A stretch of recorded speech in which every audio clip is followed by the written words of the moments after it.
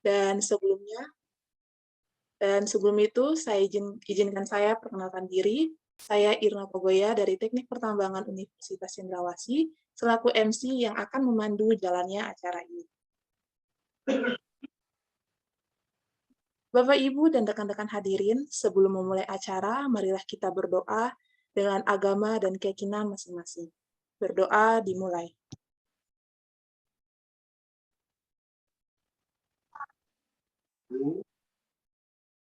Berdoa selesai. Adapun susunan acara kali ini, next. Adapun susunan acara kali ini yang akan diawali dengan pembukaan, sambutan, pemaparan materi, diskusi, tanya jawab, dan terakhir penutup. Kemudian, agar pelaksanaan acara dapat berjalan dengan lancar, terdapat beberapa tata tertib yang harus ditaati. Bisa ditampilkan PowerPoint-nya.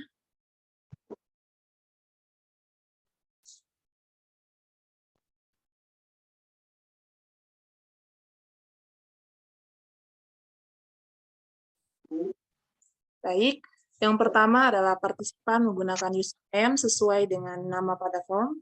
Kedua, partisipan dimohon untuk mematikan mikrofon dan kamera saat acara kegiatan berlangsung.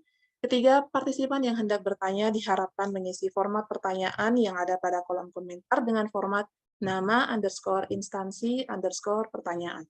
Dan partisipan dapat bertanya pada saat pemaparan materi dan saat diskusi dan tanya jawab dengan raise hand, kemudian akan dipersilahkan oleh moderator. Dan terakhir, pada saat sesi dokumentasi, peserta diharapkan untuk menyalakan kamera. Baik, hadirin yang berbahagia, mari kita beranjak ke acara selanjutnya, yaitu sambutan dari founder IMSN, yang akan diwakili oleh Saudara Sapna Rizky selaku Project Leader Sharing Session Volume 23 dari Teknik Pertambangan Universitas Jember. Kepada Kak Sapna Rizky, waktu dan layar dipersilahkan. Baik, terima kasih kepada MC yang telah membuka acara kita pada sore hari ini. Sebelumnya, Assalamualaikum warahmatullahi wabarakatuh. Selamat sore, salam sejahtera untuk kita semua. Shalom, Om Swastiastu, Namo Buddhaya, salam kebajikan, dan salam sehat untuk kita semua. Yang saya hormati, Bang Samuel Christian selaku founder IMSN. Yang saya hormati, Pak Dadang Firmansyah selaku Subten Geoteknikal PT Nusa Halmahera Minerals, yang dimana Bapak Dadang sendiri pada sore hari ini sebagai narasumber kita pada sharing session volume 23. Kemudian yang saya hormati juga rekan-rekan sekalian yang telah hadir dalam virtual room pada sore hari ini. Sebelumnya, perkenalkan saya Sapna Rizky Febriani dari Teknik Pertambangan Universitas Jember. Pada kesempatan kali ini berperan sebagai Project Leader acara Sharing Session Volume 23. Kemudian pertama-tama saya mengucapkan banyak terima kasih kepada pihak-pihak yang telah membantu untuk mempersiapkan keberjalanan acara Sharing Session ini sehingga dapat berjalan dengan lancar di sore hari ini, terutama kepada panitia-panitia yang telah bertugas. Kemudian saya juga mengucapkan terima kasih kepada Pak Dadang yang telah meluangkan waktunya untuk hadir membagikan pengalamannya sebagai geotechnical engineering kepada kita semua yang ada dalam virtual room meeting pada hari ini. Dan terakhir saya mengucapkan terima kasih kepada rekan-rekan semuanya yang telah hadir dan mendaftarkan diri dan berpartisipasi dalam kegiatan ini. Semoga apa yang kita lakukan sore hari ini dapat memberikan manfaat untuk kita ke depannya nanti. Sebelum mengakhiri sambutan saya, izinkan saya untuk memperkenalkan kepada rekan-rekan semuanya mengenai apa itu IMSN. Nah, jadi IMSN sendiri memiliki visi yaitu untuk connect dengan profesional meaning, profesional yang ada di pertambangan yang ada di Indonesia, di mana tujuannya sendiri untuk mendapatkan goals di karirnya di masa depan. Kemudian dari IMSN sendiri telah berjalan banyak sekali sharing session. Di sini ada 22 sharing session, di mana pesertanya sendiri mencapai 2.700 lebih partisipan, yang dimana lebih dari 100 universitas yang ada di Indonesia untuk pesertanya sendiri. Kemudian untuk kolaborasi sendiri telah berkolaborasi dengan lebih 25 profesional yang ada dalam perusahaan yang ada di Indonesia, di mana di sini ada PT Freeport, PT Vale, dan lain sebagainya. Kemudian untuk collaboration student dan juga fresh grade ada dari UPN Yogyakarta, UGM, ITB, UBB, dan universitas lain yang ada di Indonesia. Kemudian untuk mentoring sendiri, di sini untuk internal IMSN sendiri telah melaksanakan 8 kali mentoring kelas, di mana di sini internal IMSN telah mendapatkan mentoring dari Global Trainee Vale, kemudian Principal HR PT Nusa Halmahera Minerals, dan juga banyak perusahaan-perusahaan lainnya. Selain itu, kemarin IMSN baru saja menyelenggarakan National Mentorship Program, di mana di sini IMSN menyelenggarakan mentoring untuk seluruh mahasiswa pertambangan yang ada di Indonesia, terutama yang di mana seleksinya sendiri dilaksanakan oleh panitia, dan pelaksananya telah selesai di akhir tahun kemarin.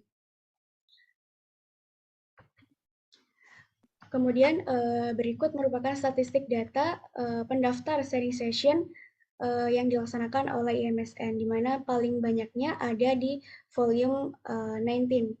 Ada 1.015 pendaftar, di mana merupakan di volume 19 sendiri merupakan syarat untuk mendaftar sebagai mentee di National Mentorship Program. Kemudian ini potret beberapa speaker kami yang telah hadir dalam sharing session, di mana ada Bapak Musin sebagai FGDP di PAMA, kemudian ada juga GDP di PT Freeport Indonesia, dan masih banyak yang lainnya. Kemudian izinkan saya untuk memperkenalkan founder IMSN, yaitu Bang Samuel Christian, yang mungkin hari ini masih berhalangan untuk hadir dalam acara kita pada sore hari ini.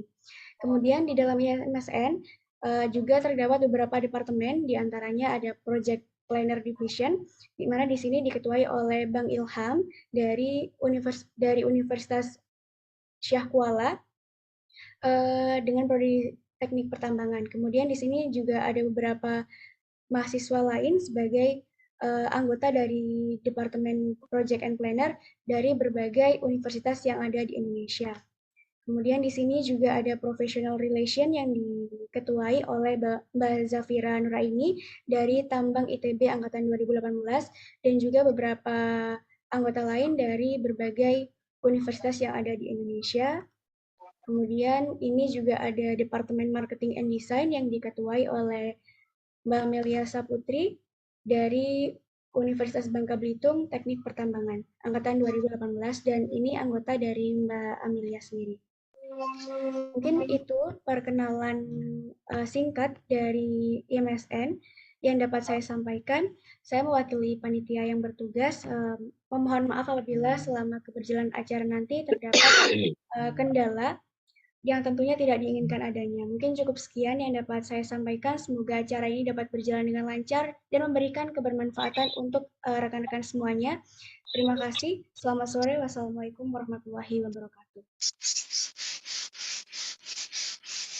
Baik, terima kasih untuk Kak Sapna yang telah memberikan sambutan. Rekan-rekan yang berbahagia, kali ini kita akan menuju ke acara utama, yaitu penyampaian materi yang akan dibawakan oleh Geotechnical Underground PT Nusa Halmahera Minerals, yaitu Bapak Dadang Firmansyah, dan akan dipandu oleh Saudara Rizky Fadila Ramadan dari Teknik Geologi Universitas Pertamina sebagai moderator. Pada moderator, waktu dan layar dipersilahkan. Baik, terima kasih Mbak Irna yang telah membuka sharing session pada sore hari ini. Assalamualaikum warahmatullahi wabarakatuh. Selamat sore, salam sejahtera untuk kita semua. Sebelumnya, kembali saya ucapkan selamat datang kepada rekan-rekan sekalian dalam acara sharing session volume 23 yang diselenggarakan oleh Indonesia Mining Student Network. Sebelum lebih jauh lagi, izinkan saya untuk memperkenalkan diri. Saya Rizky Fadila Ramadan sebagai moderator yang akan memandu jalannya sharing session kali ini. Saat ini telah hadir bersama-sama dengan kita semua narasumber kita, Bapak Dadang Firmansyah. Mungkin saya izin menyapa speaker kita pada hari ini. Selamat sore, Pak Dadang. Ya, selamat sore, Mas. Selamat sore, Pak. Yap. Mungkin selanjutnya kita akan memasuki acara inti. Namun sebelum itu, saya akan membacakan terlebih dahulu CV pembicara kita pada hari ini. Seperti yang kita ketahui semua, pembicara kita pada hari ini adalah Bapak Dadang Firmansyah, di mana beliau merupakan lulusan Teknik Geologi UPN Veteran Yogyakarta di tahun 2006. Kemudian, beliau memulai karir sebagai Geotechnical Engineer di PT Newmont Nusa Tenggara, Batu Hijau, di tahun 2010 hingga 2012. Kemudian, di tahun 2012 hingga sekarang, beliau menjabat sebagai Underground Geotechnical Superintendent di PT Nusa Halmahera Minerals, tepatnya di Gosowong Gold Mining Project. Mungkin itu sekilas dari profil speaker kita pada sore hari ini. Mungkin seperti yang kita ketahui bersama bahwa topik kita pada sore hari ini adalah get to know more about geotechnical engineer, mining overview, and real study case. Baiklah teman-teman sekalian, mari kita simak penjelasan dari yang akan disampaikan oleh Bapak Dadang Firmansyah. Kepada Bapak Dadang, saya persilakan untuk memaparkan materi dan peserta dapat bertanya di kolom chat ataupun menggunakan fitur raise hand pada saat sesi pertanyaan nanti dibuka. Waktu dan layar dipersilakan, Pak. Oke. Baik, terima kasih teman-teman semua. Sebelumnya, Assalamualaikum warahmatullahi wabarakatuh. Selamat sore. Selamat sore, Pak. Ya, appreciate ya acara ini, karena terus terang di lapangan, artinya kami selama 10 tahun di NHM, hampir 10 tahun ya, itu banyak menerima mahasiswa untuk KP maupun TA, akan tapi ada banyak gap tuh di antara update teknologi maupun teori yang terbaru di lapangan dengan apa yang didapatkan di bangku kuliah, itu banyak gap di situ. Jadi acara ini sangat appreciate ya untuk teman-teman semua. Semoga apa yang saya sedikit gambarkan mengenai geotechnical underground di tempat saya bekerja, karena saya baru bekerja di underground hanya di NHM, belum ada di tempat lain, jadi pengalaman cukup sedikit. Jadi kalau ada teman-teman atau rekan-rekan yang lain yang punya pengalaman yang lebih dari apa yang saya sampaikan, silahkan di-sharing, karena geotek sendiri selalu ini ya, bertumbuh, berkembang setiap saat dari teknologi maupun teori-teori yang ada. Ini saya akan coba untuk sharing. Wait a minute.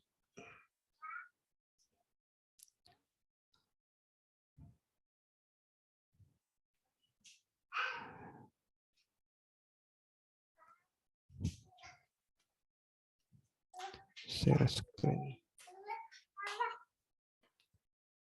Sudah bisa dilihat ya? Sudah bisa dilihat belum? Belum bisa, Pak. Belum, Pak. Oke. Share screen. Host disable participant screen. Kok saya nggak disable untuk sharing screen ya?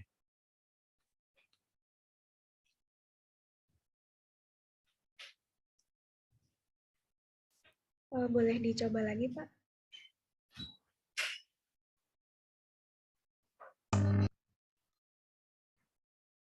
Oke.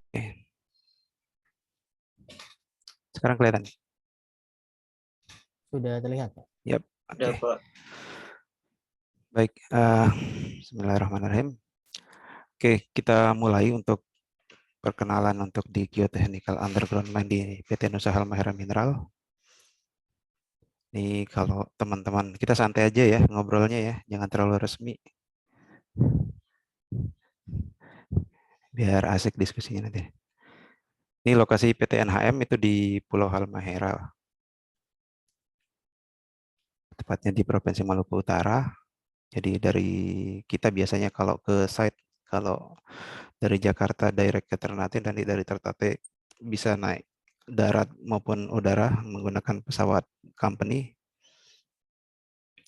Lalu di sejarah penambangan untuk di NHM itu dari tahun 1992 ya. Itu Newcrest, itu holding dari perusahaan Australia. kerjasama dengan Antam untuk melakukan eksplorasi di tahun 92, lalu mendapatkan kontrak karyanya di 97. Kemudian penambangan emas dimulai di awal itu di Gosowong Pit, itu tahun 99 sampai 2002, kemudian dilanjutkan lagi 2010 hingga 2013. Seiring berjalannya open pit, ditemukanlah resource yaitu Togurachi Pit. Togurachi Pit dioperasi 2003 hingga 2011. Lalu seiring Togurachi Pit, dapat lagi nih tim eksplorasi di Kencana namanya. Kencana Underground. Jadi mulai beroperasi tahun 2005. Togurachi Pit-nya selesai, dilakukan studi, akhirnya dapat opportunity untuk mining underground di Togurachi. Lalu yang terbaru adalah PT NHM sudah melakukan divestasi saham melalui Newcrest di tahun 2020, di mana 75% sahamnya Newcrest sudah dibeli oleh Indotan. Jadi perusahaan dalam negeri. Tetap bekerja sama dengan Antam tahun 2020. Gambaran umum operasi di NHM yaitu eksplorasi masih berlanjut hingga saat ini. Lalu menambang ore di underground. Saat ini belum ada open pit-nya lagi. Masih dilakukan studi lebih lanjut untuk opportunity open pit. Lalu dilakukan pemrosesan biji di ore treatment sehingga menjadi bullion. Nah, bullion ini sendiri lalu dikirim untuk dilakukan pemurnian emas, perak di Antam. Jadi NHM tidak mengirim konsentrat ya. Jadi yang dia kirim berupa logam, bullion.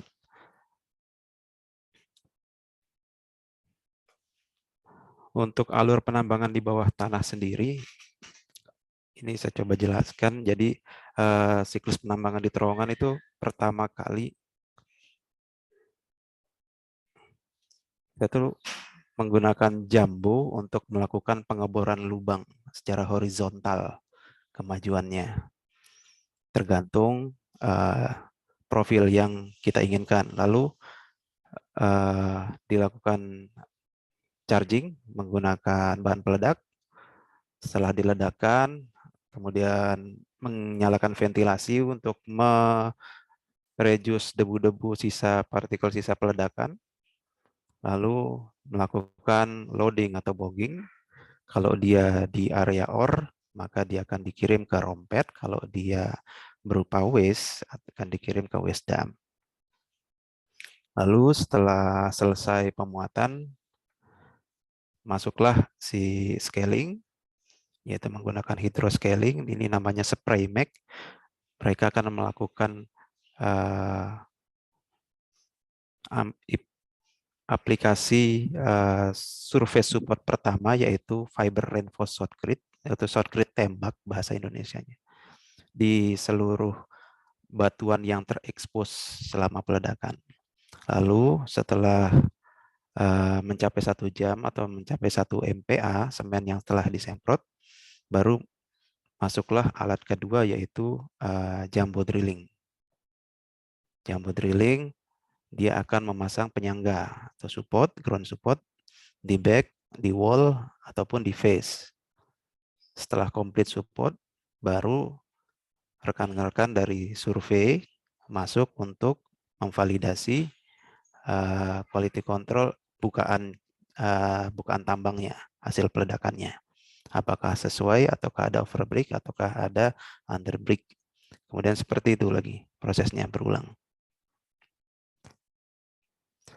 Untuk alat di tambang bawah tanah sendiri, yaitu alat pemborannya ada jumbo drill, ini untuk development. Kalau solo drill ini untuk long hole stop, vertical downhole maupun uphole, vertical drilling.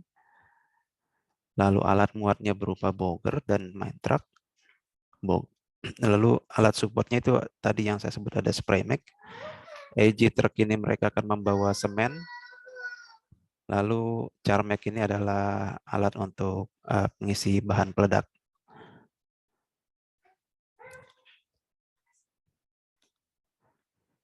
Tambang Mas Gosowong sendiri sekarang saat ini masih memiliki dua underground site, yaitu Kencana dan Toguraji. Seperti tadi yang kita sebutkan, Kencana di tahun 2005 seperti ini kira-kira plan view-nya ketika dilihat dari foto udara dan masih beroperasi hingga sekarang. Ini tampak long section-nya dari surface ke underground. Metode penambangan di Kencana sendiri yaitu underhand cut-fill. Alasannya dipilih ini underhand cut-fill, kenapa tidak block cave, kenapa tidak stopping? Karena tipikal batuannya salah satu yang terburuk dan pernah juga diulas di forum internasional, salah satu contoh tambang bawah tanah dengan batuan yang buruk ya di Kencana atau di Gosowong, proyek Gosowong. Jadi dilakukanlah metode penambangannya adalah underhand cut-fill. Untuk metode penambangan di Kencana underhand cut-fill sendiri seperti ini. Jadi di atas itu ada pasta, kita fill dengan pasta yaitu campuran antara semen, tuf dan air, dan sudah memiliki setelah mencapai berapa MPa baru kita bisa menambang di bawahnya secara berurutan. Kalau sectionnya seperti di cross section ini, jadi ada undercut 1, 2, dan 3, lalu kita menambang di atasnya atau di bawahnya seperti itu. Jadi nanti kalau menambang di undercut 1 atau sampai undercut 3, dia akan memotong seperti gambar yang ditunjukkan ini. Lalu untuk di Toguraji sendiri dimulai dari 2011, tampak dari plan view-nya seperti ini, tambang Toguraji. Nah, kebetulan saya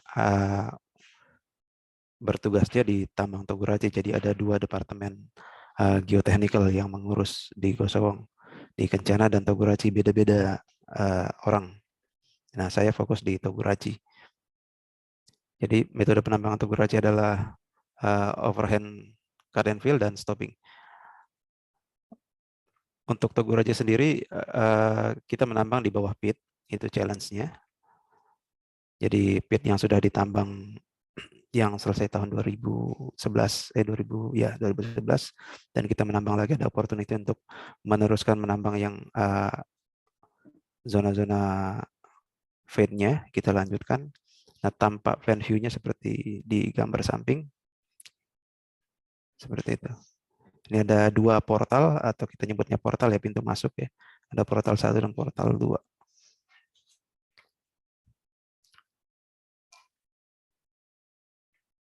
Baik, ini untuk long hole stop. Kalau di Toguraji seperti ini penampakannya ketika di open stop. Jadi ini kita melihat dari tampak atas dan ini dari tampak bawah. Stop. Jadi nanti si solo drill yang tadi akan melakukan drilling uphole. Jadi ada 2 area yang terbuka dan bisa juga 1 area yang terbuka ketika ini sudah di fill. Jadi istilahnya nanti blind stop. Jadi tidak ada akses di atas. Hanya 1 akses di bawah saja.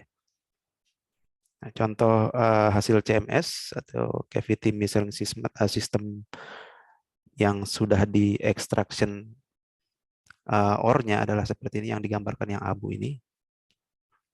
Lalu yang akan di stopping plate-nya adalah seperti yang digambarkan yang warna purple. Oke, kita berlanjut ke geologi dan geoteknik. Ini saya kutip dari salah satu konsultan yaitu Geomine. Mungkin teman-teman ada yang pernah tahu Pak Lutfi Rahmat. Beliau kerap datang ke NHM untuk membekali teman-teman geoteknik selama di NHM. Jadi di sini dijelaskan geologi adalah ilmu yang mempelajari tentang bumi itu sendiri. Jadi bagaimana pembentukannya, komposisinya, dan strukturnya. Kalau geoteknik sendiri adalah ilmu yang mempelajari dengan perilaku batuan dan massa batuan. Nah, kalau Pak Lutfi sendiri yang saya ingat beliau menganalogikan kalau seperti apa ya? Maaf kalau salah saya bilang contohlah kayak perempuan atau istri saya gitu. Secara geologi, oke, rambutnya hitam, kulitnya kuning gitu, kuning Asia lah gitu. Terus mata sipit atau gimana gitu. Itu secara geologi deskripsinya, tapi secara geotekniknya adalah lebih ke arah kebiasaannya seperti apa sih gitu. Dia kalau marah seperti apa, dia kalau lagi sedih seperti apa, seperti itulah kira-kira analogi yang diberikan oleh Pak Luffy. Saya rasa cukup menarik sih. Lalu untuk job desk untuk geoteknik underground sendiri,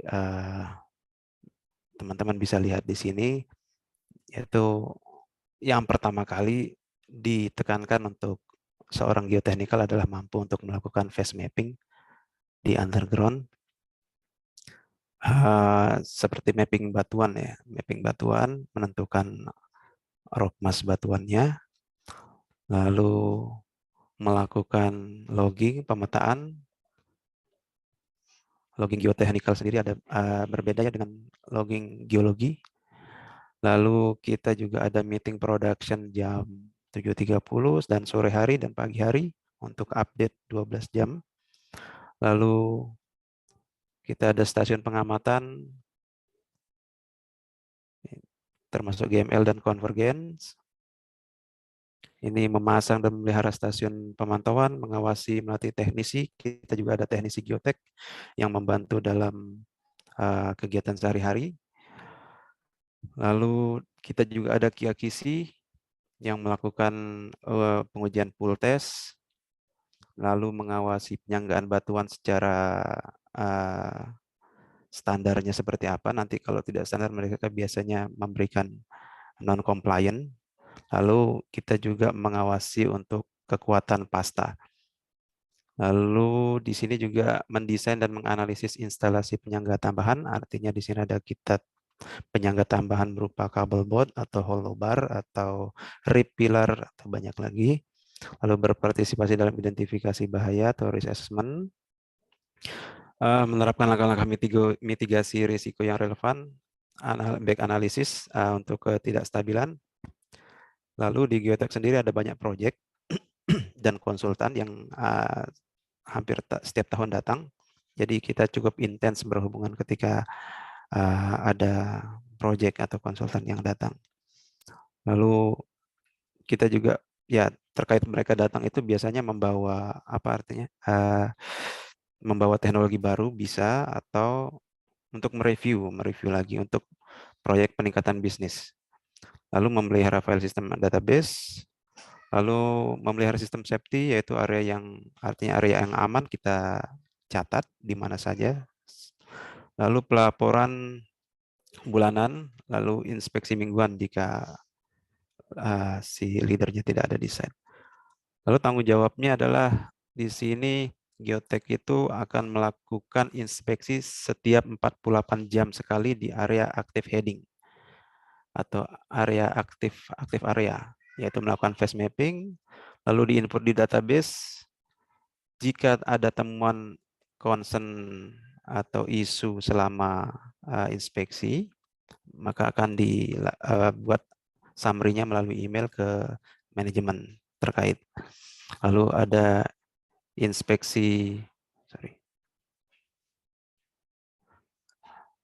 mengikuti inspeksi mingguan. Lalu inspeksi geoteknik ini yaitu kita ngecek decline, egress, dan travelway diperiksa setiap 2 minggu sekali.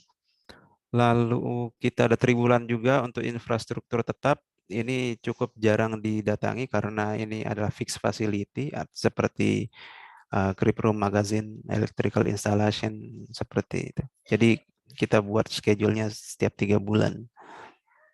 Lalu kita juga punya tanggung jawab untuk melakukan presentasi ke teman-teman kru underground setiap bulan, update kondisi geoteknik di tambang sendiri. Maaf, ini kok ada.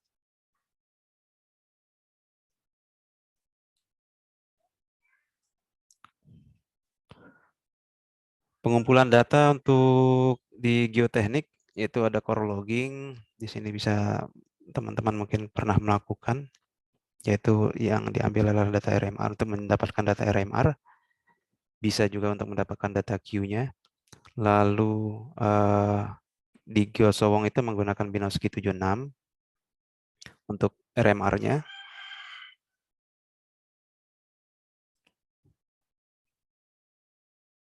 Ya, ini hampir sama tadi yang seperti dijelaskan. Jadi phase mapping, collecting data menggunakan logging geotechnical melalui data drilling, lalu ketika awal ya, kita ngomongnya ketika awal preparation mining, kita akan preparasi sampel ya untuk dilakukan sampling. Tapi ini cukup sekali saja sih, tidak harus setiap setahun sekali, itu enggak. Cukup sekali saja, jadi kita melakukan testing based on litologinya, UGS, triaxial, apa semuanya itu, untuk mendapatkan modelingnya.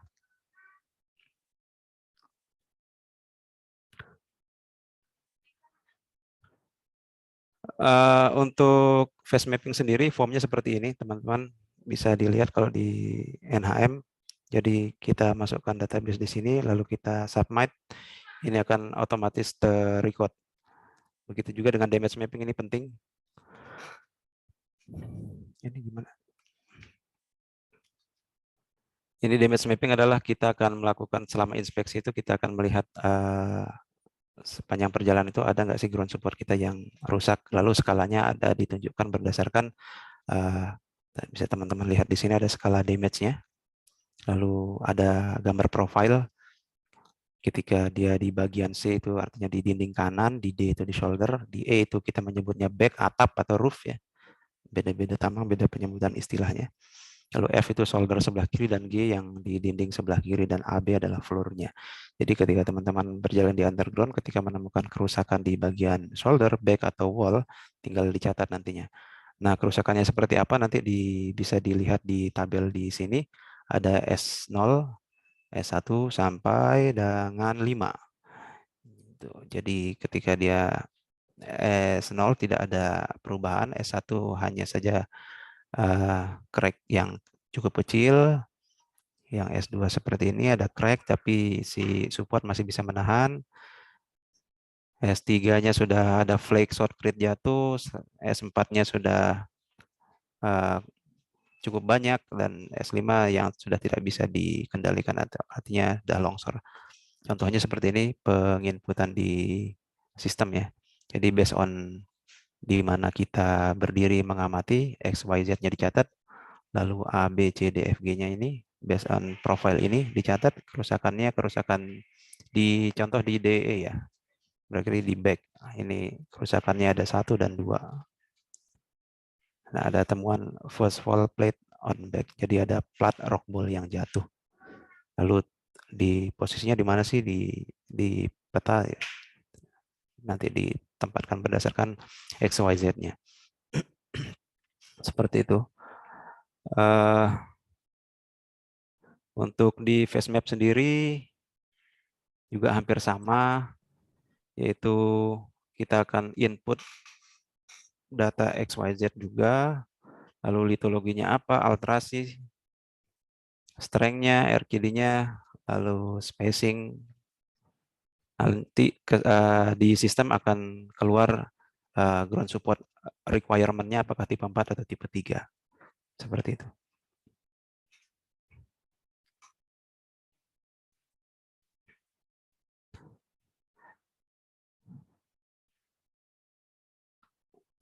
Baik, untuk ground awareness, yaitu kewaspadaan terhadap kondisi batuan, ini sering kami sosialisasikan campaign untuk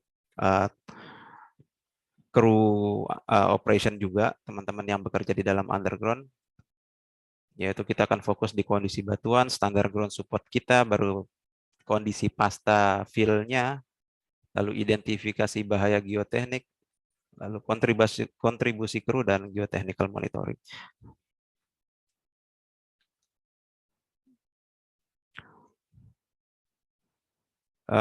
Kondisi batuan di Kencana dan Togoraja merupakan tambang dengan karakteristik batuan yang relatif lunak dengan banyak struktur atau patahan yang bekerja. Metode penambangan dan penyanggaan sudah didesain dan terus dilakukan penyesuaian agar tetap aman dan efisien. Lalu untuk jenis penyangganya ada 5. Itu tipe 1 itu dengan batuan yang bagus itu sangat jarang ditemukan. Tipe 2 itu baik, tapi jarang juga ditemukan. Ada beberapa spot saja di area. Tipe 3 itu yang pur itu banyak. Tipe 4 yang very poor itu saat mining biasanya kita mining di hanging wall maupun melewati mudstone atau argillic. Contohnya seperti ini teman-teman. Di batuan tipe 3 ketika kita menemukan argillic di area hanging wall, ini ore-nya, ini hanging wall-nya. Lalu ini mudstone juga di area bencana.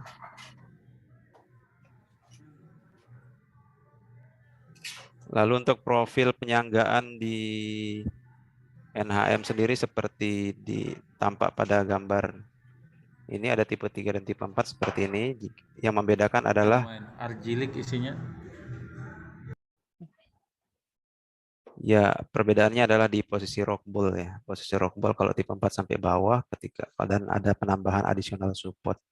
Lalu ini penyanggaan di dinding dan di atap, lalu di face sendiri akan dilakukan penyanggaan juga karena akan ada rekan-rekan geologi yang akan mengambil sampling ketika kita sementara mining di ore, atau kru-kru charging juga akan melakukan kegiatan di dekat sini. Jadi di sini kita perlu menambahkan penyangga. Lalu di sini juga ada pre-support atau spiling di area yang sangat buruk, biasanya kita lakukan seperti ini. Lalu pada saat mining, tadi ada skemanya itu ada rekan-rekan survei yang akan melakukan memvalidasi profil bukaannya kita. Jadi di sini setelah kita sudah membuat apa istilahnya rule of thumb-nya di ground control management plan, toleransi penggalian yang diizinkan dan telah ditetapkan maksimum 0,5 meter dari span-nya, dari rentang desain atau critical span threshold-nya untuk semua kondisi tanah. Jadi ketika dari desain 5 meter lalu didapatkan lebarnya menjadi 6,5, otomatis heading itu nanti akan dihentikan. Ini kalau teman-teman lihat di sini, survei departemen report daily untuk menghitung overbreak. Ketika tidak ada critical threshold, kita akan lanjutkan bolting, bore, dan sequence seperti biasa. Ketika melebihi dari 0,5, heading itu akan dihentikan, lalu geotech engineer datang untuk mengakses area tersebut. Apakah perlu ditambahkan additional support atau tidak, seperti itu. Lalu untuk penentuan penyangga sendiri, kita setelah melakukan phase mapping, yaitu melakukan struktur, litologi, alterasi, RMR, semuanya kita dapat. Lalu critical decision point-nya adalah, saya coba zoom sebentar ya. Apakah ada mudstone atau argillic? Apakah dia soft atau hard di area yang ketika dilakukan phase mapping? Lalu apakah area ini dipergunakan secara long term atau short term saja? Contoh di area ore drive atau area fix facility, mine decline itu akan dilakukan long term bertahun-tahun. Jadi dari hasil mapping phase-nya ketika RMR-nya less than 15 atau sampai lebih dari 55, kalau dia kurang dari 15 itu wajib dihentikan, maupun di RMR-nya kurang dari 25 juga wajib akan menggunakan tambahan additional support. Lalu kalau dia RMR-nya 25 sampai 35, kita hanya mengakses geometri struktur orientasinya sama. Lalu kalau untuk RMR-nya kurang dari 15 itu sendiri biasanya di area-area yang cukup ekstrim ya. Kita akan melakukan probe drill, kita biasanya melakukan rock konsolidasi atau mengisi dengan pasta ketika kita menemukan void seperti itu. Ini ketika kalau less than kurang dari 25 itu biasanya kena impact dari struktur, kena wedge atau seperti apa. Nanti jadi biasanya overbreak. Jadi kita tambahkan additional support seperti itu. Untuk support di NHM itu kita menggunakan friction ball ya. Tapi banyak orang ngomongnya rock ball ya, seperti inilah friction ball. Yaitu split set atau bisa juga dikatakan split set. Kelebihannya sangat sederhana masangnya, jadi tidak ada perlakuan khusus. Pakai jackleg juga bisa, tapi kita menggunakan jumbo drill. Terus dapat menyangga secara langsung setelah pemasangan. Lalu untuk korosivitas tidak perlu khawatir karena mereka ada produk yang galvanized, ada 2 produk, ada yang black dan ada yang galvanized. Lalu untuk panjangnya sendiri bisa di request ke supplier mau 3 atau 2,4 meter. Kita menggunakan 3 meter untuk di back dan 2,4 di dinding. Lalu untuk split set ini sendiri yang kritikal adalah untuk di diameter drilling ya. Jadi ketika kita diameternya 47 mm untuk si split set, jadi kalau bit pada saat ngedrillnya selisihnya cuma sedikit, katakanlah bit 45, ketika mereka drilling ditambah dengan deviasi, itu akan jadi sangat-sangat buruk ya. Jadi pada saat mereka pemasangan, jadi tidak tight. Jadi kalau lubangnya lebih kecil, lalu dimasukin, itu akan memberikan apa namanya, radial pressure ya ke lubang drillingnya.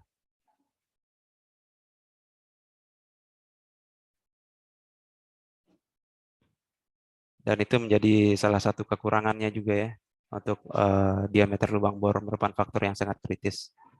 Lalu tidak memiliki kekuatan geser, tapi dapat dibelokkan ya, karena dia split set ini tidak seperti rebar, jadi dia mulus. Nah, ini pemasangan split set yang baik, ini yang tidak baik nih, contoh gambarnya.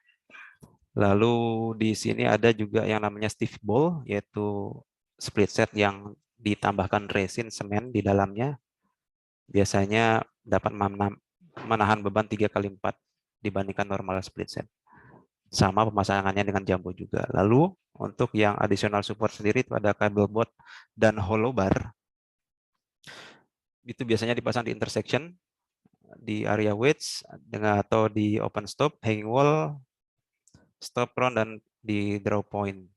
Jadi area-area yang menggantung itu dipasang si kabel atau hollow bar sendiri. Bedanya kabel adalah kabel bot ini ada untayan baja ya yang kayak dililit gitu. Jumlahnya 5 atau 6. Sedangkan hollow bar sendiri dia lebih stiff, lebih kaku, menggunakan bar tapi di tengahnya ada lubangnya untuk mengalirkan si resin. Kalau kabel bol itu kita bisa melewati atau melakukan firing atau peledakan setelah mencapai 8 jam pada saat growthing pertama.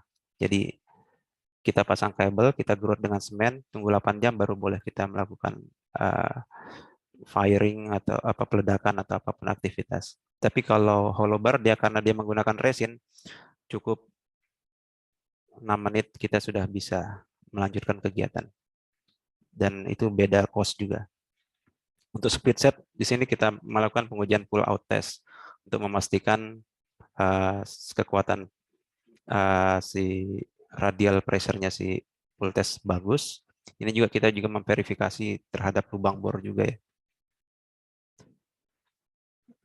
Lalu di sini ada shotcrete, kita menggunakan shotcrete. Shotcrete kita ditambahkan dengan fiber untuk menambahkan elastisitasnya. Jadi shotcrete mengamankan tanah batuan pada gerakan awal pada saat selesai peledakan. Yang pertama kali masuk adalah shotcrete yang ditembakkan ke batuan yang terbuka, yang terekspos.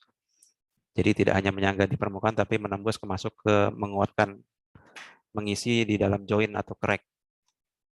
Contohnya seperti ini. Lalu implementasinya, shotcrete dapat memberikan peringatan dini ketika ada gerakan atau deformasi visual secara visual. Ini cukup efektif. Jadi banyak informasi di underground itu ketika teman-teman kru operation menginformasikan ada crack. Jadi mereka secara visual bisa melihat dari crack dari si shotcrete itu sendiri. Lalu meningkatkan ketebalan, memiliki perilaku seperti konkret. Shotcrete memiliki kekuatan tinggi terhadap compression, tapi tidak terlalu baik terhadap tension. Dikombinasikan dengan material yang mempunyai kapasitas tension ekstra seperti mesh dan fiber. Tapi ini sangat tergantung dengan kemampuan operator. atau si nozzle man. Lalu mirip dengan semen, untuk mencapai kekuatan perlu waktu panjang atau curing time. Biasanya 28 MPa itu selama 1 bulan. Baru kita dapat shortcrete. Bagaimana shortcrete menyangga? Seperti ini. Ketika shortcrete dipasang, membentuk arch dapat membantu batuan menyangga dirinya sendiri. Hal ini mencegah kerusakan lebih lanjut dari batuan, dari udara, air, maupun peralatan. Jadi untuk melindungi batuan itu sendiri. Jadi kalau biasanya ada air juga, kita membuat drainage hole supaya si airnya tidak tertampung di belakang shortcrete, justru berbahaya. Jadi airnya harus dikeluarkan, dialirkan. Yang selanjutnya setelah kita shortcrete, baru dipasang mesh. Nah, ketika memasang mesh ini dikombinasikan dengan si split set tadi. Jadi pada saat pemasangan mesh dikombinasikan dengan si friction ball-nya. Ini wire mesh, ada chain link mesh. Kalau ya wire mesh itu isunya tergantung dari kekuatan weldingnya, lalu overlappingnya, ukurannya kalau tidak salah 4x2 meter, 4,5x2 meter. Lalu korosi juga, bisa korosi, tapi mereka juga ada produk yang galvanized. Lalu mesh sampai di face. Ini melindungi tapi juga jadi tricky juga ketika bogging nanti ya. Lalu tidak dapat dibuat secara otomatis. Kalau dilihat dari data statistik dari tahun 93 sampai 2003, diambil dari hampir berapa tambang ya, surface support, beberapa tambang di dunia. Kebanyakan yang longsor itu tonasenya cukup kecil ya, 0 sampai 2 ton. Artinya material-material yang kecil jadi di sini dia menekankan akan pentingnya surface support seperti si shortcrete maupun si mesh. Jadi hampir 91% kejadian itu merupakan geotechnical event atau longsoran dengan skala yang kecil. Jadi mekanisme ambrukan seperti digambar di kiri bawah ini, seperti teman-teman lihat. Jadi ketika sudah dipasangkan shortcrete, sudah ditembakkan shortcrete, dipasang mesh, lalu split set, tapi akan ada deformasi seperti ini. Biasanya nih sudah longsor, tapi ada beberapa pin rock ball yang mengikat di dalam batuan sehingga mampu menahan boulder yang sebesar ini sebelum dilakukan rehab.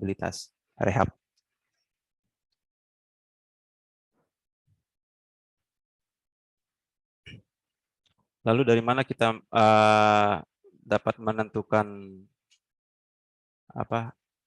penyangganya? Yaitu dari klasifikasi massa batuannya, dari RMR atau Q system itu ada, kalau mau dibaca. Lalu dari rule of thumb-nya, yaitu contohnya ada di Barton, Minosky. Lalu kebutuhan dan kapasitasnya, bisa menggunakan kinematik atau menggunakan unwedge. Kita biasanya menggunakan analisis finite element atau menggunakan PS2. Bisa juga menganalisanya menggunakan software-software tersebut. Lalu di sini juga ada pasta backfill di tambang. Ini juga jadi concern-nya geotek, karena kita akan mengawasi ketika kita akan menambang di sisi maupun di atasnya pasta. Jadi syaratnya ketika menambang di bawah pasta itu harus mencapai 1,2 MPa. Ketika menambang di sampingnya harus 0,5 MPa. Jadi pasta itu sendiri juga memiliki 4 variasi semen kontennya.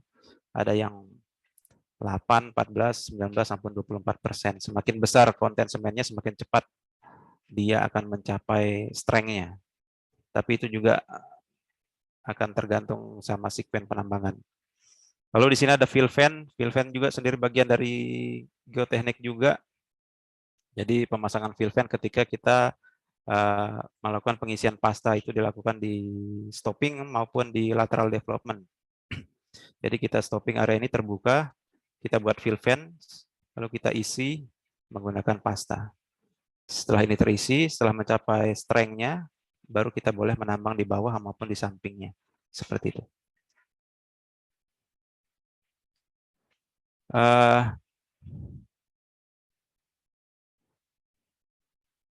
Ini kondisi ground awareness untuk di underground, yaitu bahaya-bahaya geoteknik yang perlu diperhatikan oleh rekan-rekan kru di underground juga, yaitu crack di shotcrete. Kalau ini teman-teman bisa lihat gambar ini crack di dinding, ini dilakukan mesh trap namanya. Ini di sini sudah banyak crack, jadi kita coba melakukan mesh trap. Akan tetapi tampaknya ini strukturnya aktif dan semakin lebar sehingga menyebabkan salah satu plat di dinding ini jatuh. Di sini ada refuse chamber. Akhirnya area ini kita tutup, kita fill. Tidak ada lagi aktivitas di sini. Lalu bagging mesh atau mesh basket. Jadi ini di bag, si batuannya sudah jatuh, akan tetapi masih sanggup ditopang atau disanggah oleh si mesh. Karena di sisinya masih ada rock ball yang masih memberi penguatan. Lalu ada slumping di wall. Ini material longsoran dari dinding yang menutup akses. Lalu ini wedge structure. Lalu ini tampak squeezing di kencana, mengecil soldernya. Lalu ini ground fall di back, menutup akses.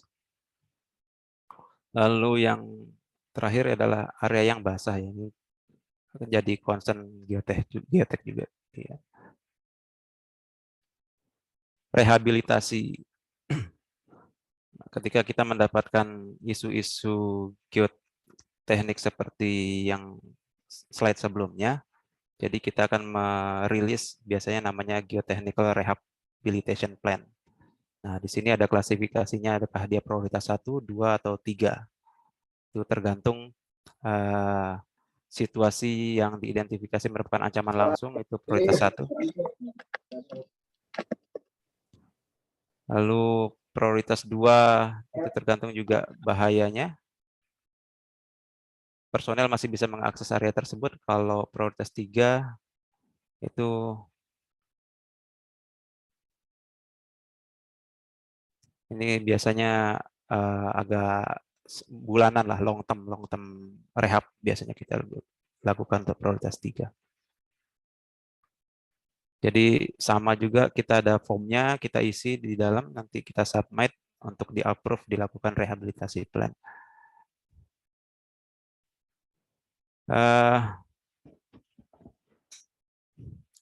Ini adalah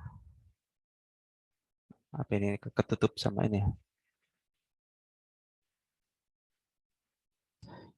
Kita biasanya kalau geotek itu sangat dekat sama operation ya, karena operation adalah bagian kita di mana mereka yang artinya dari berapa ratus orang disebar di semua tempat dan kita cuma beberapa orang saja sebagai geoteknik dan tidak mungkin untuk mengkoleksi data sebanyak itu. Jadi kita memiliki good relationship dengan para operator, supervisor juga. Jadi nanti mereka yang memberikan informasi, baik itu operator jumbo, operator SprayMac, Bogger, Blaster, service crew maupun si operator ADT. Jadi di sini komunikasi sangat dibutuhkan. Jadi biasanya si operator jumbo memberikan informasi ketika mereka drilling, biasanya Pak ada void, Pak ada batuan tiba-tiba berubah lunak atau ada air keluar seperti itu. Nah, nanti kalau operator SprayMac biasanya mereka ada menemukan gap atau void ketika habis peledakan, mereka isi dengan SprayMac. Operator Bogger atau loader itu juga sama. Kalau service crew biasanya mereka akan melihat ketika ada rock ball yang korosif karena mereka akan bekerja di electrical. Lalu operator ADT mereka yang melewati akses setiap hari juga pasti akan memperhatikan area-area tersebut. biasanya diinformasikan ke geoteknik.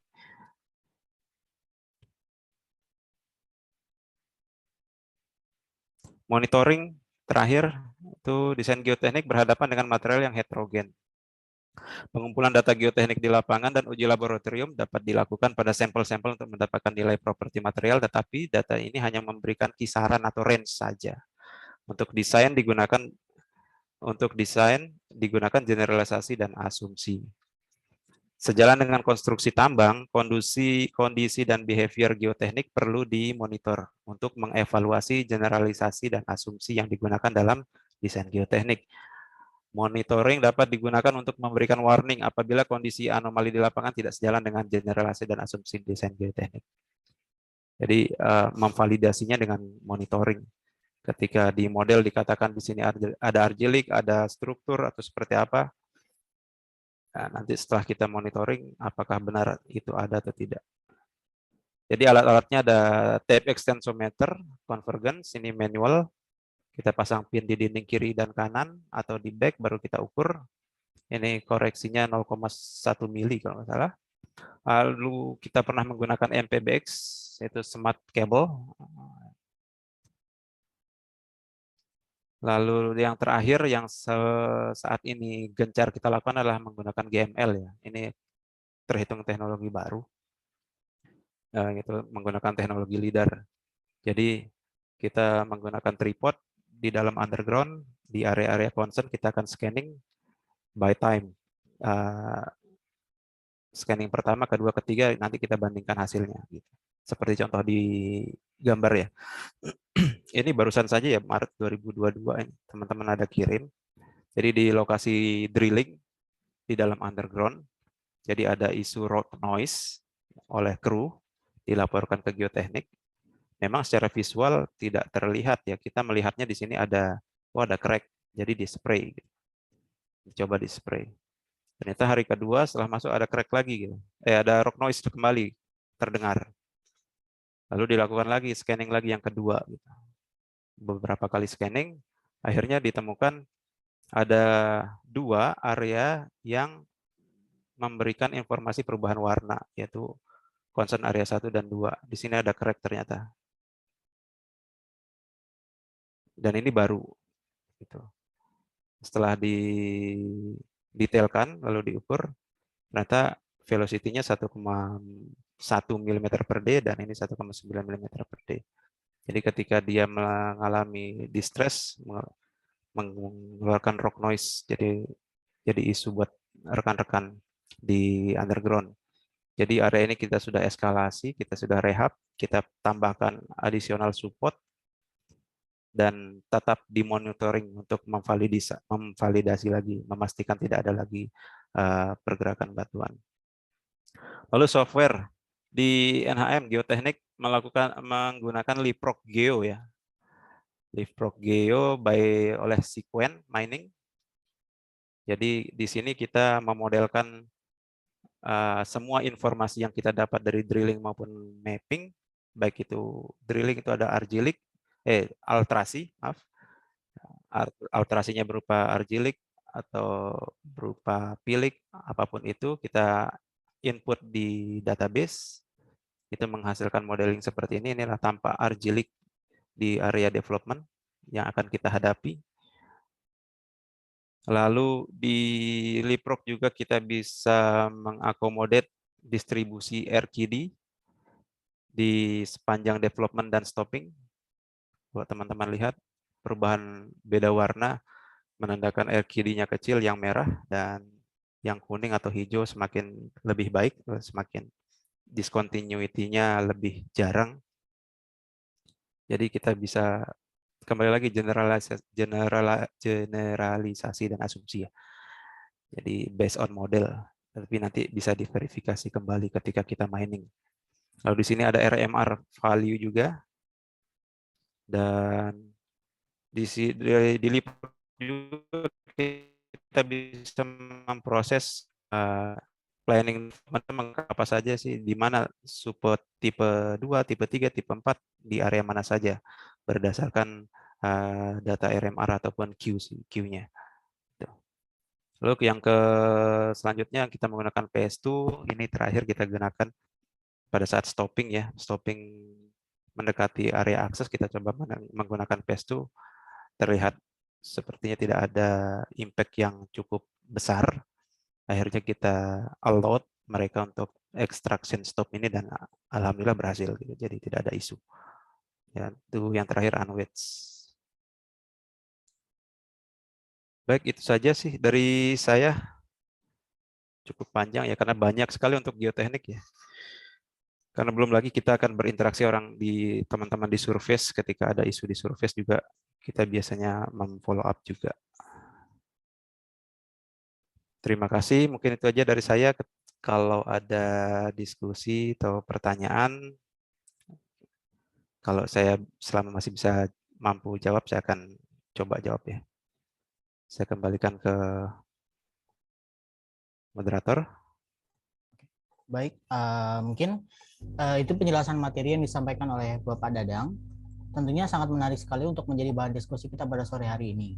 Kemudian, saya persilakan teman-teman sekalian, jika ada pertanyaan, silahkan dituliskan di kolom chat ataupun menggunakan fitur raise hand yang tersedia di room meeting. Oh, materi.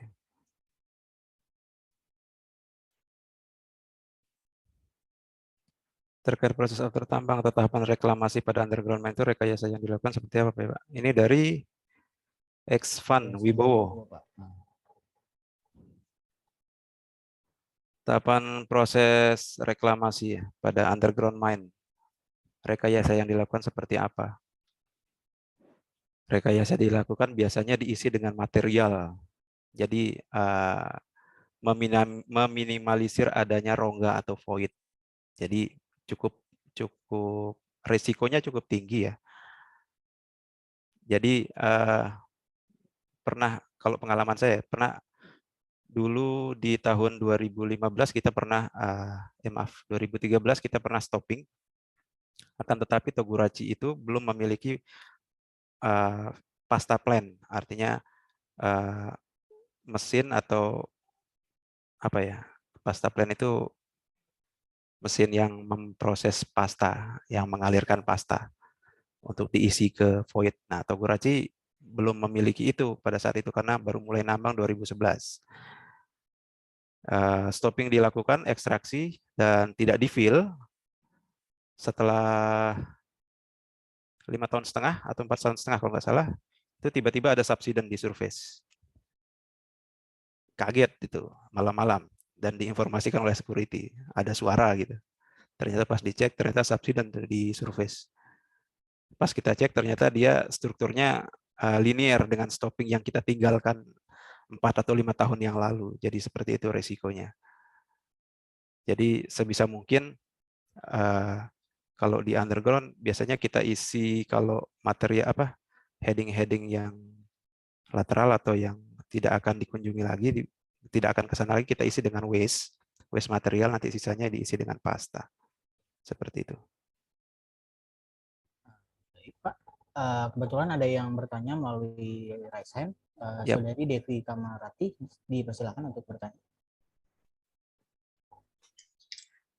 Halo, terima kasih atas kesempatannya untuk bertanya. Nama saya Devi Kamarati, perkenalkan Pak. Jadi saya mau nanya tentang stopping. Kalau di NHM sendiri, ukuran dimensi stop dari NHM itu berapa yang optimal untuk mengekstrak semua ore-nya?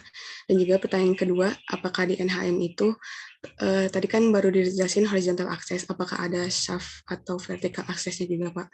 Terima kasih. Oke, thank you Mbak Devi. Untuk stop sendiri awalnya itu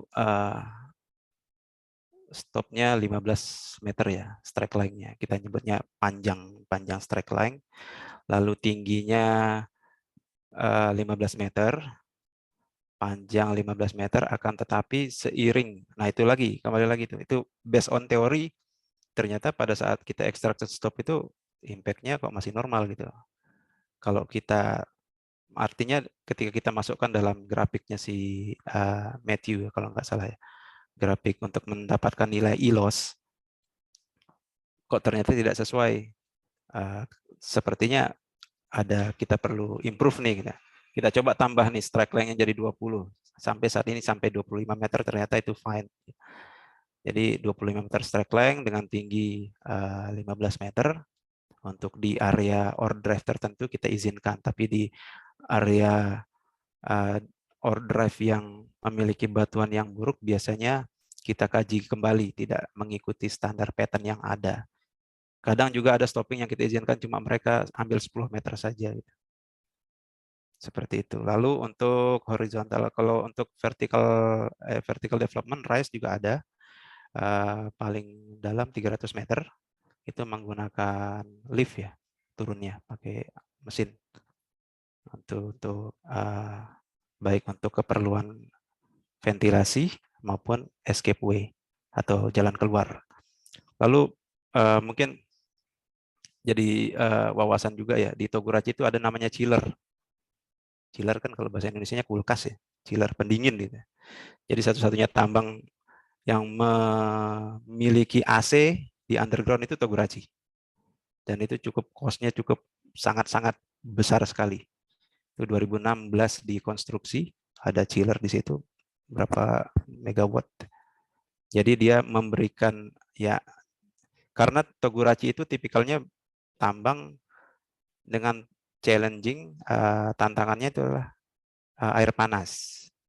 Jadi di Togurachi itu ketika teman-teman ada waktu nanti berkunjung ke Togurachi, masih Togurachi katanya ada air panas. Ketika nanti melihat di portalnya itu sudah ada banyak uap di situ. Jadi challenging-nya ada air panas ketika menambang di Togurachi. Jadi heading-nya sangat-sangat panas. Di sana juga kita menambahkan borehole itu dari selam bersih. Ada 18 lubang. Kapasitas pemompaannya hampir 400 liter per detik. Jadi diperlukan AC. Jadi chiller namanya. Kita tambahkan untuk di Togurachi untuk menyemburkan udara dingin ke dalam. Kalau tidak pakai chiller mungkin Togurachi sudah tutup. Seperti itu, Mbak. Bagaimana, Mbak? Apakah sudah Boleh bertanya lagi? Boleh. Tadi kan Bapak jelasin yang shaft itu berarti buat akses masuk pekerja ya, lewat lift disatuin sama ventilation shaft-nya atau dibedakan? Itu dibedakan. Jadi kalau masuk karyawan tuh lewat portal namanya. Kita lewat horizontal drive. Jadi mobil semuanya masuk. Jadi tidak melalui vertical drive. Jadi vertical drive itu hanya untuk ventilasi atau nanti untuk emergency biasanya. Kalau ada emergency, jadi teman-teman akan mencari rise terdekat di mana, egress terdekat di mana gitu. Nanti tapi geotek dan itu tadi weekly inspeksi atau triwulan inspection itu kita akan tetap turun tuh, nurunin tangga 300 meter tuh. Untuk ngecek apakah kondisinya masih layak atau tidak seperti itu. Oke, makasih Pak. Sama-sama. Oke, baik. Mungkin dilanjutkan ya Pak. Ada beberapa chat di kolom chat. Iya. Dari Mas Ivan Wibowo. Pertanyaannya adalah terkait proses after tambang atau tahapan reklamasi pada underground mine. Itu rekayasa yang dilakukan seperti apa ya Pak? Terima kasih. Kayaknya udah tadi saya jawab. Sudah ya Pak ya? Iya. Oke, baik. Kemudian yang Mbak Rizka, untuk lamanya waktu filling umumnya memilih yang sampai berapa lama ya Pak? Dan apakah ada kriteria kekuatan minimum yang diharapkan untuk pastanya? Iya, kalau untuk pasta itu menarik sih. Kalau di tambang lain tuh ada void engineer juga tuh namanya tuh, yang ngurusin pasta tuh. Tapi untuk di NHM kita juga yang ngurusin geotek. Jadi tergantung teman-teman main plan nanti membuat desain target bulan atau tahun ini kita akan berapa ounces di target kita. Kita harus menambang si A, kita harus menambang level ini, level B, level C secepat mungkin gitu. Jadi ketika produknya dia ingin cepat diambil ya otomatis akan cost-nya lebih banyak yang mereka butuhkan. Artinya semen konten untuk pasta itu bisa dinaikkan menjadi 24%. Nah 24% sendiri kita bisa setelah backfill tuh selama kurang lebih 2 minggu, 7 hari untuk menambang di bawahnya, sekitar 7 hari, 1 mingguan. Setelah backfill, kita menambang di bawahnya. Kalau untuk menambang di sampingnya, untuk mencapai 0,5 MPa itu average, kalau 24% hampir 48 jam lah, 2 atau 3 hari udah bisa dia nambang di samping. Seperti itu. Tapi itu tergantung kebutuhan teman-teman planning yang ini. Jadi biasanya diminta asesmen ke geotek. Kita ingin ngambil ini bulan ini bisa nggak? Ya udah, berarti semen kontennya dinaikkan. Tapi kalau itu jadi low priority, ya udah yang biasa saja bisa 8 atau 12%. Seperti itu. Oke, baik, Pak. Kebetulan ada yang bertanya melalui raise hand. Dipersilakan Mas I Dewa Putu Deo Setiawan untuk menanyakan. Baik, terima kasih atas kesempatan waktunya, Pak. Pak, mau bertanya kepada Dadang. Kalau dalam pembuatan model RQD atau RMR tersebut, Pak, itu penyebaran datanya dikontrol oleh struktur atau litologi ya, Pak? Struktur. Oleh struktur. Jadi pembuatan model RQD itu based on data drilling ya. Jadi selama drilling dari permukaan eksplorasi maupun drilling di dalam juga kan ada drilling juga untuk mereka terus mencari resource. Nah, dari data drilling itu jadi nanti ada yang kita logging geoteknik nih. Jadi dari kita dapat RQD-nya, akhirnya kita dapat join-nya, akhirnya sampai ketemu data RMR-nya. Nah, semua data itu nanti kita compile ke database di Excel berupa CSV, baru kita buat di Leapfrog, lalu kita pisahkan berdasarkan kalau kita memisahkannya berdasarkan penambangan, berdasarkan vein. Jadi kalau contohnya di Togurachi ada namanya vein-nya damar vein. Jadi kita expand damar vein itu 20 meter baik ke hanging wall maupun ke foot wall-nya, RQD-nya seperti apa sih gitu. Seperti itu Pak Mas Dewa. Hampir sama dengan RMR, nanti tinggal diganti aja tuh angkanya. Mau menampilkan RQD ataupun RMR-nya. Pak Dadang, Pak, ingin saya lanjutkan lagi, Pak. Yep. Kalau untuk pembuatan short term plan, Pak, itu misalkan nih Pak, area short term plan kita itu tidak ada data RQD ataupun RMR, Pak. Baiknya dalam pertimbangan geotek, hal apa saja yang harus dilakukan Pak dalam pembuatan short term plan tersebut, Pak, jika tidak ada kedua data tersebut? Terima kasih, Pak. Yep. Ya, kalau ada data short term itu biasanya kita ngelihat di heading di sekelilingnya.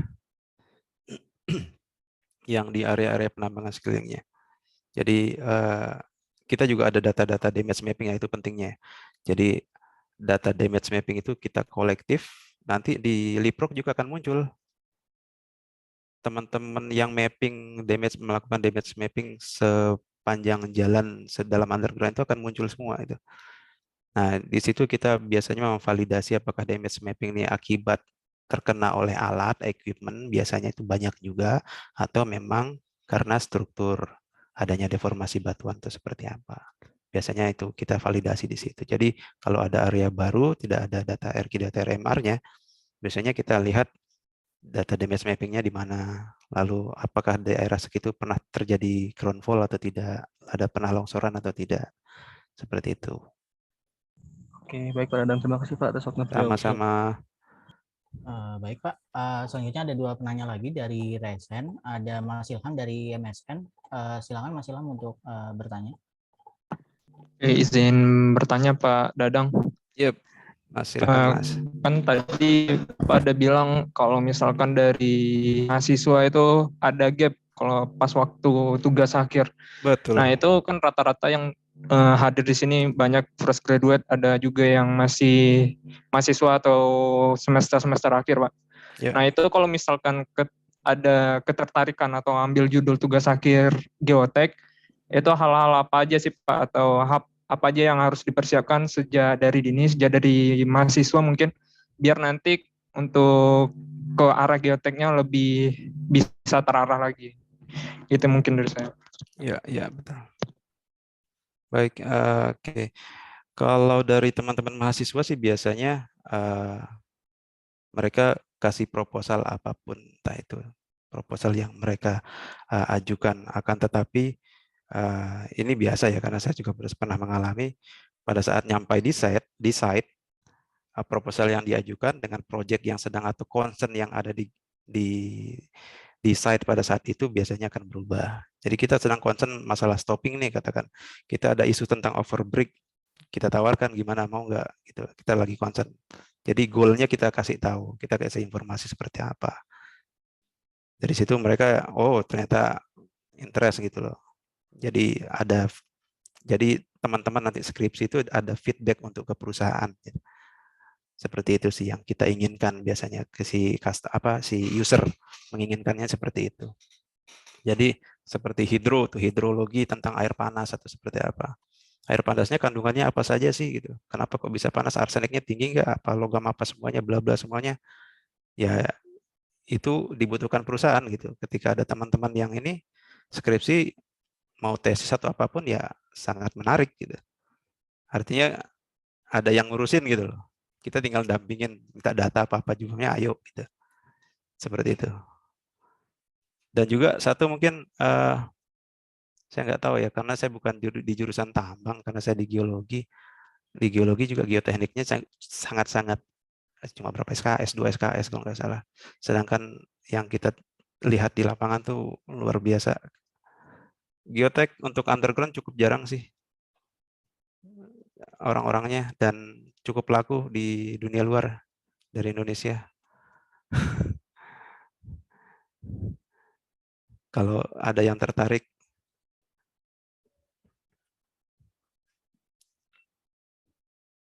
Itu mungkin dari saya, Mas Ilham.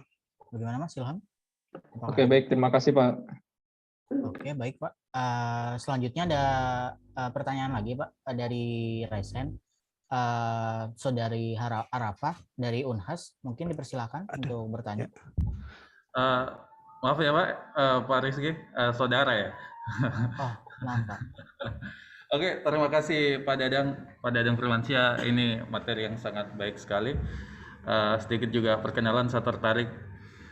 Saya ralat sedikit lagi bahwa saya Arafah, salah satu lulusan juga Unhas. Saat ini saya juga bekerja di Ground Prop dan saya juga tertarik sangat di monitoring.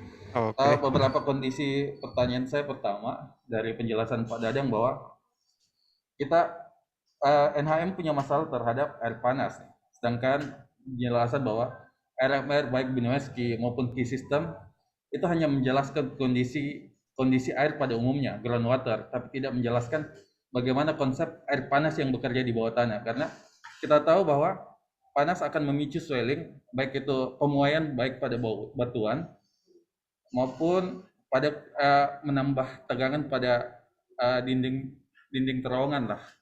Itu poin pertama. Lalu kedua, dijelaskan sama Mas Dadang tadi bahwa ya karena tipe material yang tipe NHM punya adalah tipe hidrotermal, jadi sering kita temukan zona-zona argilik yang baik bisa terisi clay atau material kalsit pada umumnya lah, clay pada umumnya. Bagaimana penanganan NHM untuk masalah itu?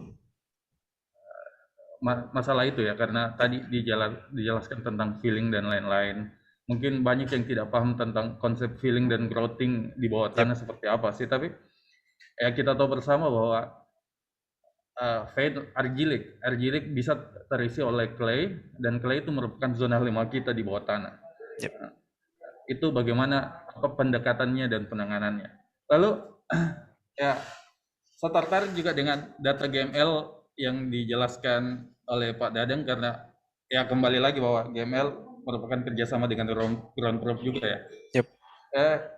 Itu sebetulnya bagaimana pendekatan untuk monitoring area tersebut? Apakah dengan setelah kita melakukan pendekatan konvergensi dan langsung melakukan monitoring area tersebut, atau setelah melakukan shock rate nih, ada retakan dilihat pada supporting system kita atau dinding batuan baru kita melakukan monitoring, atau ada pendekatan lain dari yang diterapkan NHM itu sendiri? Mungkin itu saya Pak Dadang, terima kasih. Sama-sama. Baik Pak Arafah, terima kasih. Wah, keren nih jawabannya. Susah jawabnya.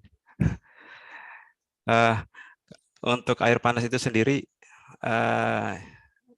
oke, produksi air panas yang di Toguraji itu memang sangat-sangat ekstrim ya, kita bisa katakan itu hampir 80 derajat Celcius, luar biasa. Lalu apakah dia mempengaruhi terhadap stres atau swelling material yang dilewatinya? Pengalaman observasi saya di lapangan, kita sudah melewati beberapa level dan hampir menurunkan water level 30 meter ya kalau nggak salah. Saya ini. Itu untuk batuan sangat berpengaruh, tidak cukup signifikan ya terhadap kualitas batuan yang dilewati oleh si air panas itu sendiri. Justru si air panas itu keluar di seperti, kalau ini itu pun masih asumsi ya antara kita geoteknik dengan orang-orang geologi juga, apakah ada zona impermeable yang melapisi si air panas itu ketika ditembus oleh drilling baru keluar air panasnya. Tapi ketika nambang let's say 5 atau 10 meter di sisinya tidak ada air panas itu. Jadi tampaknya ada zona impermeable yang menutupi di area hanging wall di mendekati ore drive-nya. Tapi ketika itu berhasil di breakthrough atau ditembusi baik berupa development ataupun drilling, itu pressure air panasnya cukup tinggi gitu.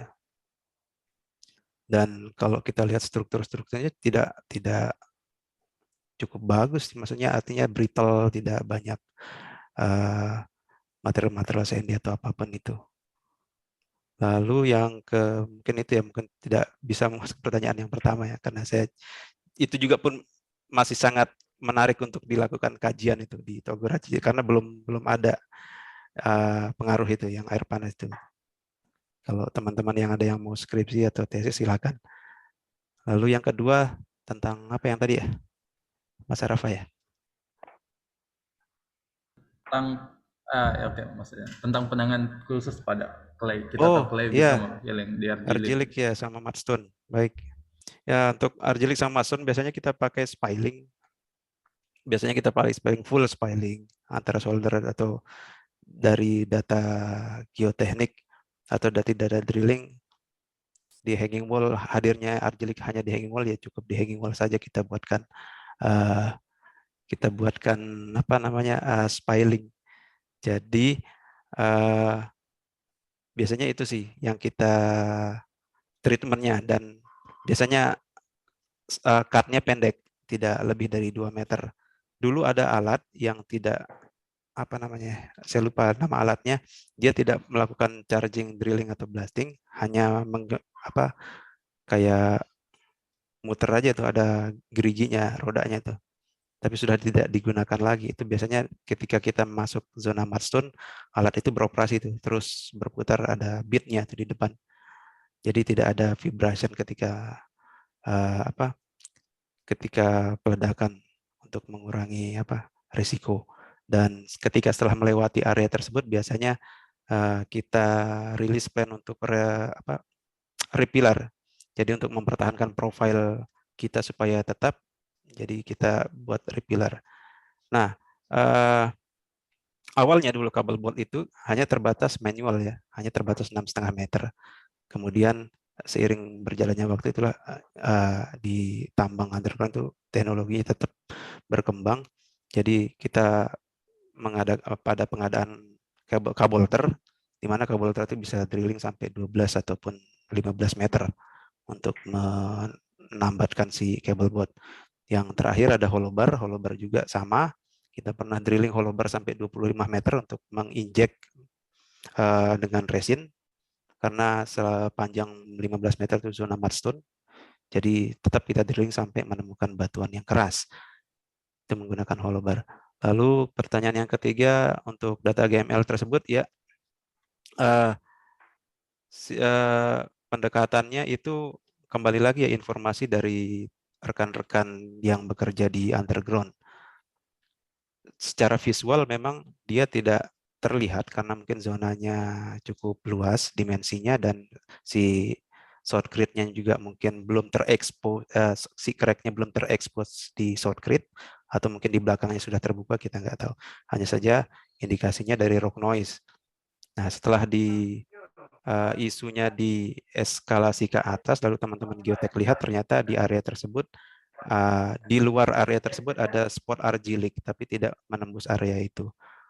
Jadi karena rasa penasaran isu itu, jadi dilakukanlah monitoring pengambilan data GML pertama. Nah, setelah pengambilan beberapa kali cukup intens, nah dari data GML tersebut akhirnya kita dapatkan tuh, oh ternyata ada deformasi nih, ada di 2 area, spot area gitu. Seperti itu Pak Arafah. Siap, terima kasih Pak Dadang. Ya, GML-nya sangat-sangat efektif, hanya saja ya kita masih harus banyak ngambil data. Siap. Oke, baik.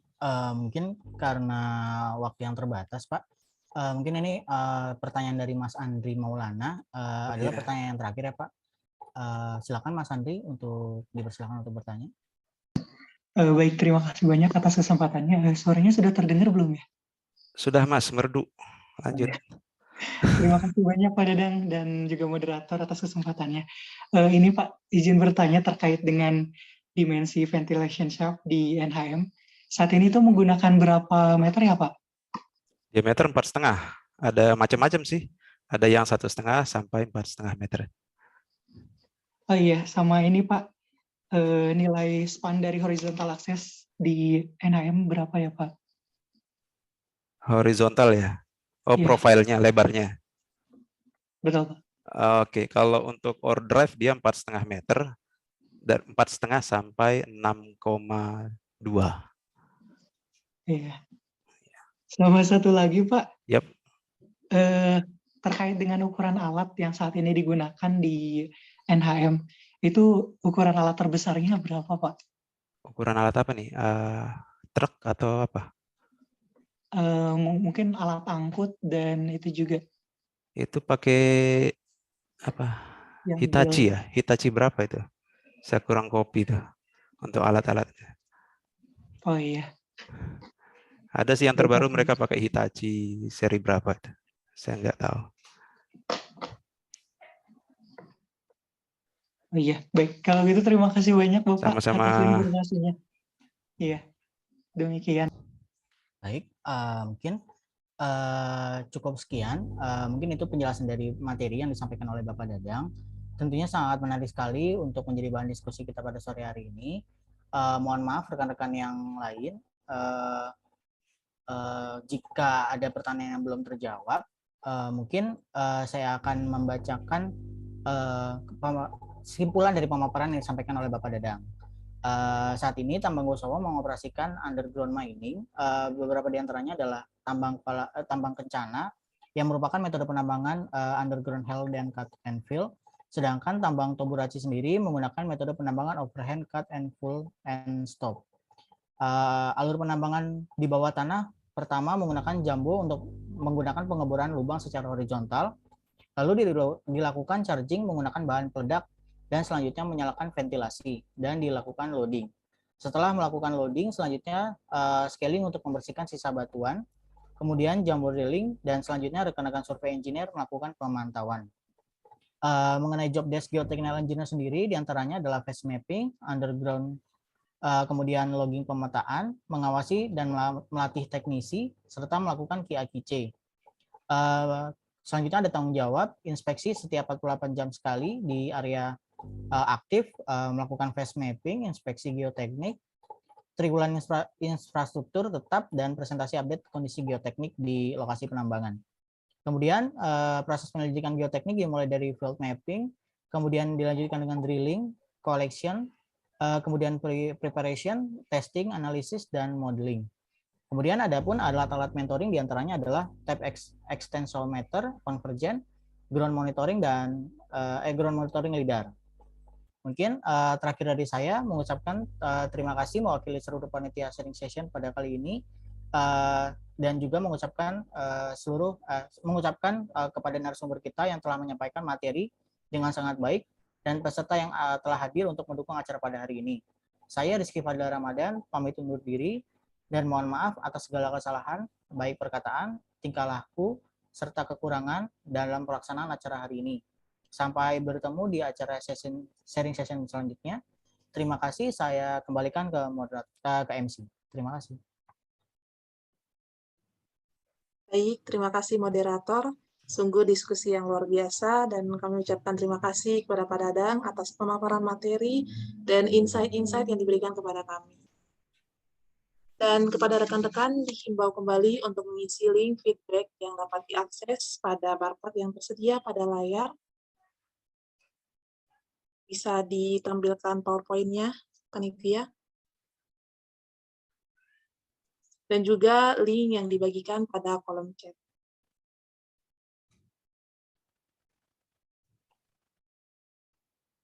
Baik, selanjutnya kita akan melakukan sesi dokumentasi. Diharapkan seluruh peserta untuk menyalakan kamera, dan kepada panitia dipersilahkan untuk mengambil dokumentasi.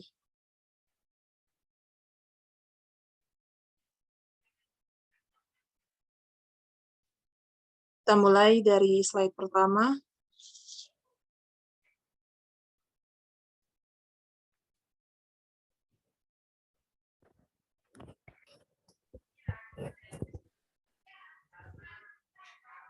Oke, baik. 3, 2, 1. Oke, untuk slide kedua. 3, 2, 1. Slide ketiga. 3, 2, 1.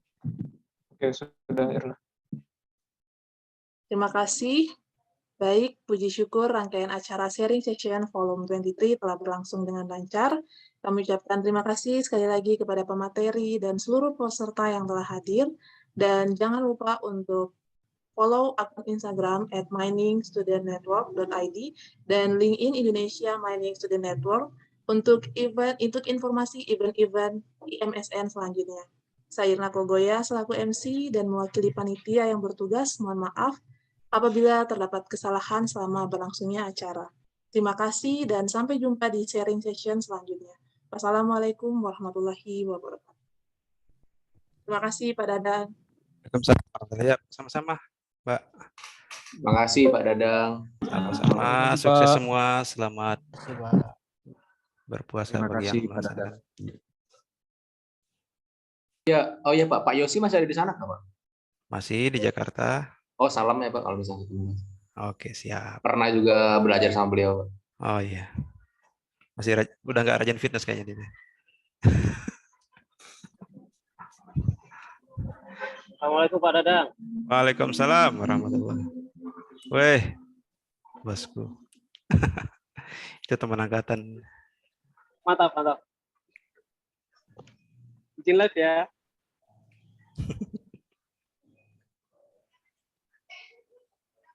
Assalamualaikum Pak Dadang. Waalaikumsalam. Pak, perkenalkan Pak, ini Erika. Iya, ya. Gimana Mbak Erika? Yang kemarin itu DM Bapak. Ya, siap. Ada salam nih Pak dari Pak Amran Mulyadi. Waduh. Salam sehat katanya Pak. Ya, apa itu Pak? Siapanya Pak Amran? Anak mentor. Anaknya Pak. Pak Amran, Masya Allah. Sehat ya beliau ya? Salam iya. lah. Semoga sehat-sehat semua lah. Pernah ngisi mentor Pak acara kemarin. Oh gitu. Iya. Yeah. Geotek menarik kok. Itu laris tuh. Belum ada penggantinya tuh. Ya, siapa? NHM juga masih kosong tuh, banyak kosong tuh. Pada pergi semua. Kayak ada yang mau TA ya Bang? Pak. Kenapa? Kayak ada yang mau TA di underground juga. Gak tahu, lupa siapa. Kurang tahu. Silahkan aja. Tapi yang jelas, saya juga dari Newman ya, bukan melihat open pit itu ini ya sebelah mata, cuma hanya saja challenge-nya di underground tuh lebih banyak ternyata. Tapi kalau ya kayak Freeport atau NHM mungkin mereka mengadopsi teknologi yang update ya. Kayak Freeport sekarang kan sudah ada yang drone tuh. Mereka pakai drone untuk ngecek area-area yang kayak stopping atau apa seperti itu, keren tuh. Lalu apa alat-alat support sekarang sudah otomatis semua. Jadi pertemuan AUSIM di Australia tahun kapan ya? Itu mereka sudah menyiapkan 5 tahun ke depan semuanya pakai baterai. Jadi mengurangi jumlah orang yang bekerja di underground karena resikonya cukup tinggi. Gimana tuh Pak kalau ngajukan tugas akhir ke NHM? Tapi bukan saya Pak, udah TA. Yang ini bagian training atau siapa aja yang dikenal sih, masukin aja. Gitu. Kayak tadi pertanyaan Pak Rafa tuh keren, air panas. Emang hidro cukup jarang sih yang tertarik untuk mempelajari hidro. Itu air panas di Toguraci itu sudah hampir menelan korban tuh.